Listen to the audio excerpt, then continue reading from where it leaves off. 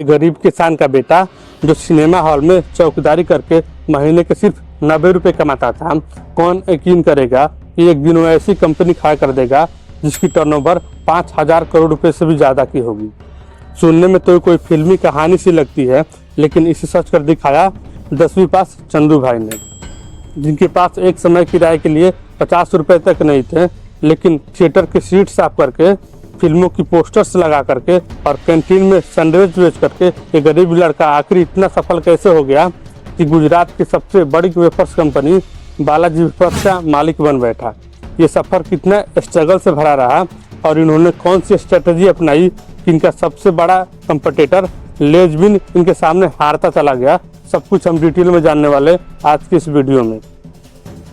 Actually बात है 1972 की, जब गुजरात के जामनगर जिले के एक छोटे से गांव के पोपट राम जी भाई बिरानी के नाम के गरीब किसान रहते थे, जो खेती करके ही अपने परिवार का पेट पालते थे। इन्हें खेतों के सहारे जैसे तैसे गुजारा हो रहा था, लेकिन एक साल ऐसा आया कि उनके एरिया में बारिश ही नहीं हुई और सारे फसलें बर्बाद हो गई। और फिर इसके बाद भी कभी सूखा तो कभी बिन मौसम बरसात में पोपट राम जी भाई उनके परिवार का जीना मुश्किल में डाल दिया था। और फिर इन्हीं संभवी प्रॉब्लम से तंग आकर उन्होंने 20,000 रुपये में अपनी पुश्तैनी ज़मीन बेच दी और फिर मिले पैसों को अपने 3 बेटों चंदू भाई बिरानी, मेघजी भाई बिरानी और भिखू भाई बिरानी को बांट दिया, ताकि वो इनसे कोई व्यापार शुरू कर सके।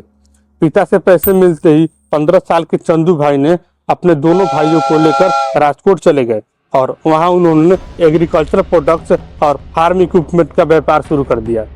अब डीलर को पता था कि इन्हें बिजनेस का कोई खास नॉलेज है नहीं, इसीलिए उन्होंने महंगे दामों पर इन्हें नकली फर्टिलाइजर बेच दिया।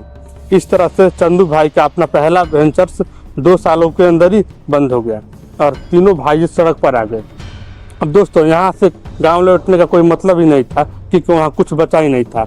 इसीलिए ये लोग राजकोट में रहकर ही काम ढूंढने लग गए, लेकिन क्योंकि ये ज़्यादा पढ़े लिखे थे नहीं, इसीलिए इन्हें कोई अच्छी जॉब नहीं मिल पा रही थी। और इस टाइम पर फाइनेंशियल ट्रबल्स भी इतने ज़्यादा बढ़ गए थे, वो अपनी घर का किराया जो सिर्फ 50 रुपये थी वो भी पे नहीं कर पा रहे थे। और इसकी वजह से उनका मकान मालिक ने भी उन्हें बाहर का रास्ता दिखा दिया था। हालांकि कुछ समय बाद चंदू भाई को जिस्टोर नाम के एक सिनेमा हॉल में चौकीदारी का काम मिल गया, जिसकी सैलरी महीने की 90 रुपये थी। हालांकि चौकीदारी के साथ साथ कभी वो मूवी के पोस्टर्स लगा दिया करते थे, तो कभी कैंटीन में भी काम कर लेते थे। और फिर इस तरह से कम पैसों में ही सही, लेकिन जैसे तैसे करके उनका गुजारा होने लग रहा। अब क्योंकि चंदू भाई ईमानदार बहुत थे, इसीलिए उसी टाइम के बाद उन्हें थिएटर्स की कैंटीन में ठेका मिल गया और वो लोगों को इंटरवल के टाइम पर मसाला सैंडविच बनाकर लोगों को बेचने लगे। ये मसाला सैंडविच लोगों को खूब पसंद आ रहा था, जिसकी चंदू भाई ने कुछ प्रॉफिट भी कमा लिया था। और जब अब हालात थोड़े बेहतर हो गए, 1982 में चंदू भाई ने गांव से अपने पूरे फैमिली को राजकोट लेकर आ गए और अब फैमिली के सभी मेंबर्स को एक साथ मिलकर इस काम को आगे बढ़ाने लगे।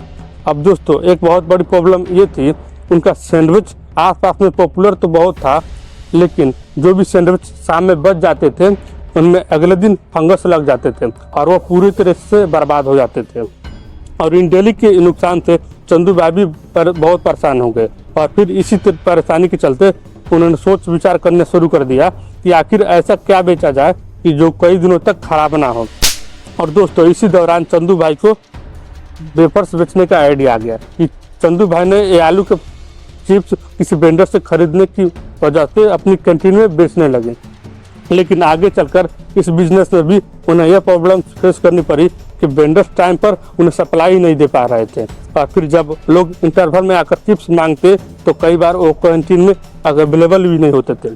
कभी सप्लाई में डिले और कभी टूटे फूटे वेफर्स की वजह से चंदू भाई बहुत ज़्यादा परेशान हो गए थे। और फिर उन्होंने सोचा वो किसी वेंडर्स के भरोसे न रहकर खुद का ही चिप्स बनाना शुरू कर देंगे। उस टाइम पर चंदू भाई के पास 10,000 रुपये की सेविंग्स थी और इन्हीं पैसों की वजह से उन्होंने 1982 में अपने बरामदे में एक छोटा सा टीन सेट डालकर और रात में कैंटीन बंद करने के बाद पोटैटो वेफर्स खुद ही बनाने लग गए।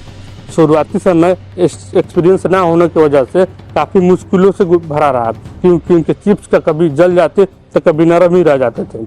लेकिन कुछ दिनों के मेहनत के बाद आखिरकार इन्होंने परफेक्ट पोटैटो वेफर्स बनाना सीख लिया।